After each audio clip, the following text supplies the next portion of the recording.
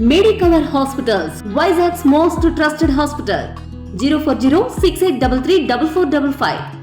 నంద్యాల జిల్లాలో గెలిచిన టీడీపీ నాయకులంతా కూడా ఈరోజు నంద్యాల పార్టీ ఆఫీస్లో భేటీ అయ్యారు. మనతో మాట్లాడడానికి భూమాకిలపై ఎమ్మెల్యే ఉన్నారు. మేడం చెప్పండి, ఈరోజు రాష్ట్రంలో పాలన ఎలా ఉంది?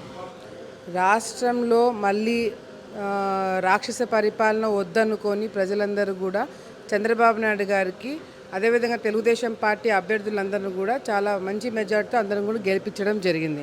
ఎందుకంటే చంద్రబాబు నాయుడు గారి పరిపాలన ఏ విధంగా ఉంటుంది, చంద్రబాబు నాయుడు గారి హయాంలో ఎమ్మెల్యేలుగా ఉన్నవాళ్ళు, మంత్రులుగా ఉన్నవాళ్ళు గతంలో ఏ విధంగా పనిచేశారు, ఆయన ముఖ్యమంత్రిగా ఉంటే అందరూ కూడా బాధ్యతగా ఏ విధంగా రాష్ట్రాన్ని ముందుకు తీసుకెళ్తారని తెలిసే ఈరోజు ప్రజలందరూ కూడా నమ్మకంతో ఓటు వేయడం జరిగింది. తప్పకుండా వాళ్ళకి మేలు జరిగే విషయంలో కూడా మేమందరం కూడా కష్టపడతామని చెప్పి కూడా తెలియజేసుకుంటున్నాం. జగన్మోహన్ రెడ్డి ఫలితాలు వచ్చిన తర్వాత మాజీ సీఎం హిమాలయాలకు వెళ్ళాలనుకున్నాను, 40% ఓటు వచ్చాయి కాబట్టి కార్యకర్తలు నిలబడాలని తన నాయకులతో మాట్లాడుకున్నటువంటి విషయాలు ఆలస్యంగా వెలుగులోకి వచ్చాయి. దీని ఎట్లా చూడండి?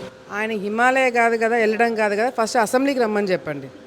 ఆయన ఒక నాయకుడిగా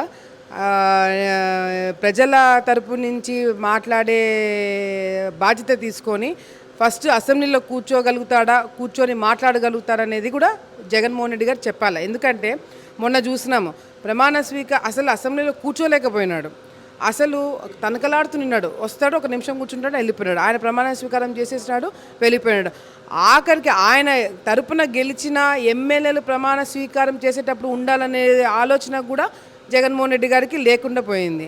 మరి ఏ విధంగా ఆఖరికి స్పీకర్ గారిని ఏ విధంగా అయితే అందరిని కూడా ఎన్నుకొని ఆయనని కుర్చీలో కూర్చోబెట్టే టైంలో కూడా ప్రతిపక్ష హోదా లేకపోయినా కూడా జగన్మోహన్ రెడ్డి గారు వచ్చి అక్కడ ఆ కార్యక్రమంలో ఆయన కూడా పార్టిసిపేట్ చేస్తుంటే హుందాతనంగా ఉండేది. సో ఆ హుందాతనం అనేది లేదు కాబట్టి ఈరోజు ఇటువంటి మాటలు మాట్లాడుతున్నారు. ఆయన హిమాలయకి వెళ్తాడా, లేకపోతే పులివెందలు పోతాడా, లేకపోతే బెంగళూరుకు పోతాడా, ఎక్కడ పోతాడా అనేది కాదు.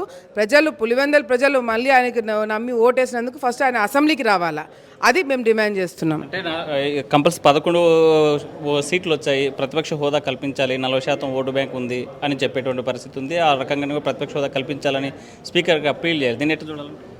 ప్రతిపక్ష హోదా నాకు ఇవ్వండి అని చెప్పి ఆయన అడుగుతున్నాడు అంటే ఆయన పార్టీ పరిస్థితి ఏ విధంగా ఉందనేది కూడా అర్థమైపోతుంది. గతంలో 23 సీట్లు ఉన్న తెలుగుదేశం పార్టీ వాళ్ళని ఏ విధంగా జగన్మోహన్ రెడ్డి గారు నేను అవసరమైతే 4-5 మందిని అట్లా పీకి పాడేస్తే మీకు ప్రతిపక్ష హోదా కూడా రాదని చెప్పినాడు జగన్మోహన్ రెడ్డి గారు. మరి ఈరోజు 11 సీట్లకి మాత్రమే పరిమితమైన వైసీపీ పార్టీ వాళ్ళు ప్రతిపక్ష హోదా కావాలని చెప్పి అడగడం అనేది కూడా మరి అది స్పీకర్ గారు నిర్ణయం తీసుకుంటారు. ఫస్ట్ ఒక ఎమ్మెల్యేగా గెలిచినందుకు, ఎమ్మెల్యేగా ఆయన ఎక్స్-సీఎంగా ఆయన వచ్చి అసెంబ్లీలో కూర్చొని ఆయన బాధ్యత, ఆయనకు తరపున గెలిచిన ఎమ్మెల్యేలకి న్యాయం చేసే విధంగా ఫస్ట్ ఆయన చేయాలి. ఆ తర్వాత మిగతా చూసుకోవచ్చు. రాష్ట్రంలో వైసీపీ టీడీపీ దాడులు ఒక రకంగా ఉంటాయి, కానీ ఆలగడ్డ నియోజకవర్గంలో ఒకే పార్టీలో ఉన్నటువంటి ఏవి సుబ్బారెడ్డి, భూమాకిల ప్రియ గ్రూప్లే అంటే భూమాకిల ప్రియ సంబంధించి ఉండే అనుచరులను టార్గెట్ చేసి హత్యాయత్నం చేశారు. హత్య చేసినటువంటి పరిస్థితి, దీన్ని ఎట్లా చూడాలి? వాళ్ళు భూమా అనుచరులు కాదు, తెలుగుదేశం పార్టీ ఒక కార్యకర్త మా శ్రీదేవి గారు. సో దాని తరపున అది కేవలం సొంత పార్టీ వాళ్ళు కాదు, అందులో వైసీపీ నాయకులు 2 ఉన్నారు. ఆ వైసీపీ నాయకుల్ని అరెస్ట్ చేసే విషయంలో కూడా మేము పోరాటం చేస్తున్నాము. ఇది పార్టీకి సంబంధించింది కాదు, ఇది వ్యక్తిగతంగా లేకపోతే అక్కడ లోకల్గా ఉన్న ప్రాబ్లమ్స్ వల్ల జరిగిన హత్య.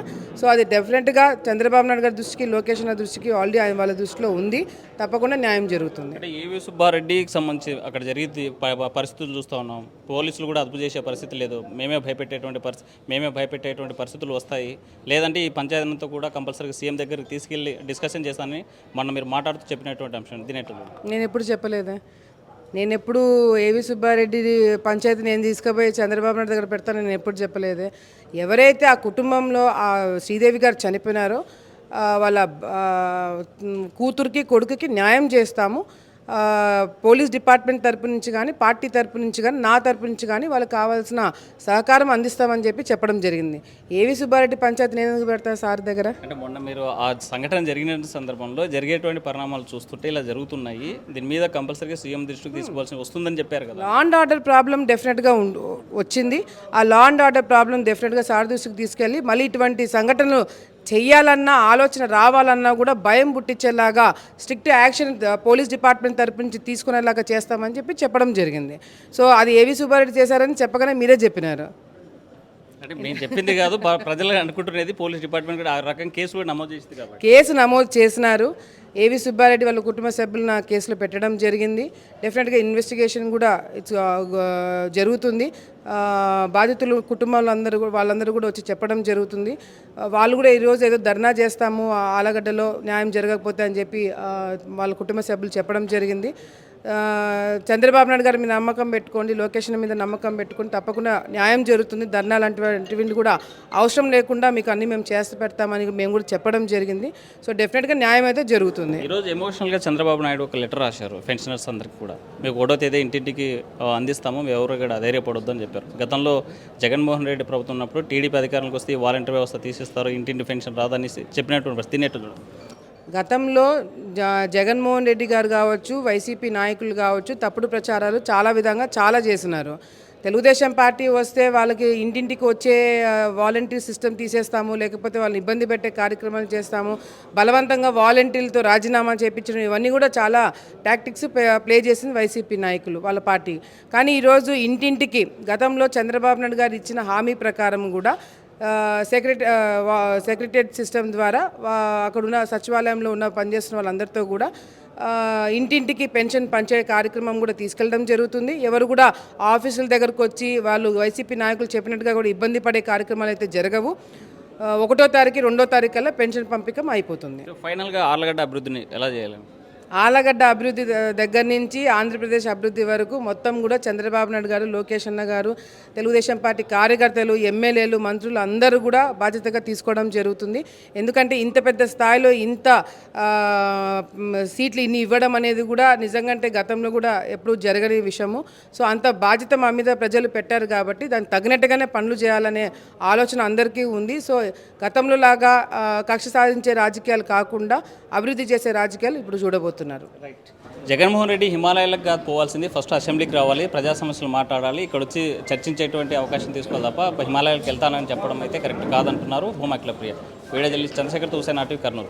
మరిన్ని వీడియోస్ కోసం ఛానల్ ని సబ్స్క్రైబ్ చేయండి, లేటెస్ట్ అప్డేట్స్ కోసం వాట్సాప్ ఛానల్ ని ఫాలో చేయండి అండ్ లింక్ డిస్క్రిప్షన్ లో ఉంది.